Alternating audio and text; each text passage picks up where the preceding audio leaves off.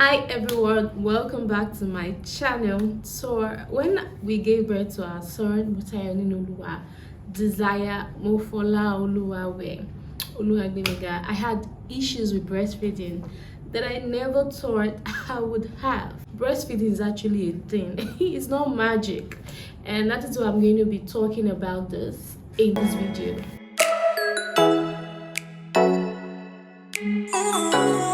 So before I put to bed, my mom, amazing woman, very supportive, came around to my house and at intervals to check my breast and prepare it. So there was no knowledge of anything that when I put to bed I'll be having challenges with breastfeeding. It's so struggling in my heart that there are a lot of people around me now getting pregnant, giving birth, and people need to know this that it's a thing. So let me take it from the beginning.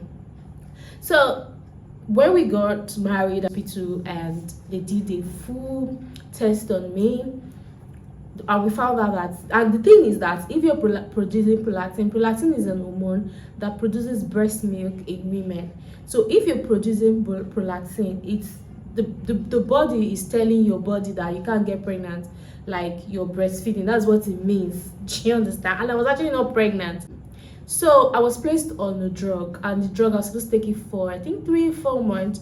First month I started it, I would take one capsule every day for 30 days. And I think at the second month I just got tired. I got tired seriously because on God, prayers. Some of you all know the story. You can just go to my YouTube channel and search for it and see it. I'm not a fan of drugs. I'm not a fan of medication from the onset. I still love my agbo. Yes, I love my herbs. Yes, I do. So I then stopped, and I'm even glad I stopped because I'm going to just see what happened. So because I was producing so much, I was producing prolactin, a lot of milk in my body system.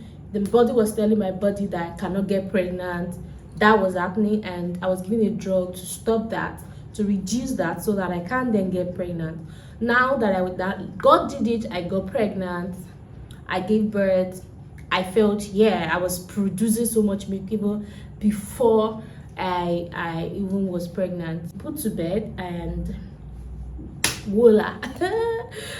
Yeah, first day at the hospital, I tried to latch him on my breast. Really hungry. First time he came out, and they had to we formula fed him. They formula fed him in the hospital, and then we left the hospital a day after, and then we thought, okay, mom, now I should latch and breastfeed my baby. Now the first thing I want to say, that thing they don't tell you about breastfeeding is that latching can be very painful. I remember when I first tried to, not even first, the second time, and when he started latching on my nipple, the pain used to go from my breast to my leg to my brain, like really hungry. And so we now started to think about it. My husband is an amazing man. He was really supportive, and thankfully we weathered this thing together.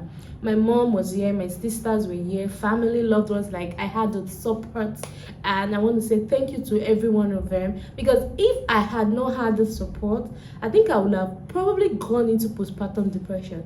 But I did not get into depression because I had a lot of support and amazing people around me. I'm going to be gisting you all what they did. So we found out that I wasn't producing enough milk, and I'm a sucker for pap. One of the things that can help you produce lots of milk is pap, oats, granola. I did all of this. Like, even before I put to bed, I was taking pap. I love pap. So it wasn't about that. I took a lot of milk, water. I can take a gallon of water in hours. So it wasn't about that. So I was doing everything right. Granola, I had biscuits, I had lactation, cookies, nothing's working, right? But it wasn't just enough to feed our baby. At one day, I think my husband came out, he stepped into the house, and he saw him really crying. And then he was like, what is wrong? They were like, they're waiting for me to, so, and I started, okay, so I got pumps, breast pump. I first got a manual, an electric one. Well, for me, I feel that a manual pump worked better for me than the electric. I got the electric, we tried to pump, First day, second day, he wasn't filling the bottle. Then I got a manual. Thankfully, my neighbor helped me with that, and in that one was really fast and really filling the bottle. But still, the milk wasn't enough for my child, because every 2 hours a newborn baby has to feed, and my body wasn't just producing enough for him. It was when we now realized, and I realized that maybe, just maybe, my prolactin level had dropped. You know, I said I was producing a lot, then I was placed on a drug that reduced it. So now that I needed it, it wasn't so much anymore. So I called the consultant that treated me then, and because it was really helpful. It was a gynecologist. He's a gynecologist, and I called him and I narrated all this to him. He said, oh, it's possible that the drug you took has reduced your prolactin, so please dear, don't kill yourself. Feed the baby formula. You can supplement if your breast milk is not enough. I felt pain, like I felt pain. And my husband was like, yeah, there's no big deal. Let's do it. Let's go and get the formula. Please, this baby has to just eat. The baby is crying. But for me, I wanted to actually do exclusive. And it was really painful. So that I couldn't. So that was one challenge. Now, that's by the way. Now, the main one really told me, Ronke, that okay, she was also very helpful, and I really am just grateful for people that were around me. I was shocked. My mom didn't make a big deal of it, like, I mean, let's get baby milk, let this child feed. As long as the child is feeding, as long as there's something that the child is feeding, doesn't have to supplement. And I was like, what, really? And other people around me too. So I remember we went to the supermarket, myself and my husband, and we went to look for the best milk for the child. We checked the supplement, checked that. So now, still back, told myself that I was going to do this. I started making researches and all that, and I figured out that it's, as long as it has not passed, even if it's 1 week, the baby has been supplementing on formula, I can still do this. Like, I can stop after 1 week and do exclusive breastfeeding, right? And that was my plan. Not until I found out a shocker that nobody told me. So it was even an issue for the child to, like, really suck. He was always crying when he wants to latch on my breast, like after latching, because I have an inverted nipple. That was challenge number 2. And the big one.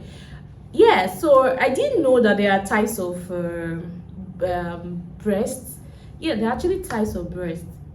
And when we taught at antenatal, I went to all my antenatal classes. Like, I did not miss any. I think, yes, I didn't miss anyone. But we weren't told. Maybe it was skipped, or it wasn't just a big deal, or for people like us, our cases are just peculiar, right? So everybody feels that every breast should be the same. It's actually not the same. There are some people that have pointed breasts, there are some that have flat breasts and inverted breasts. So for me, in my own case, on one side of my breast I have a flat, and the other side I have an inverted, like totally inverted. And what do I mean by that? So I want to know is that, so if you're pregnant right now and you're preparing to breastfeed your child, you're pregnant right now, I would say that you just do a test on yourself and check the kind of breast you have. If it is pointed, if it is flat, still good. If it is inverted like me, you need to keep listening to this and know what you can do. At least what I've learned over the period of trying to feed our baby.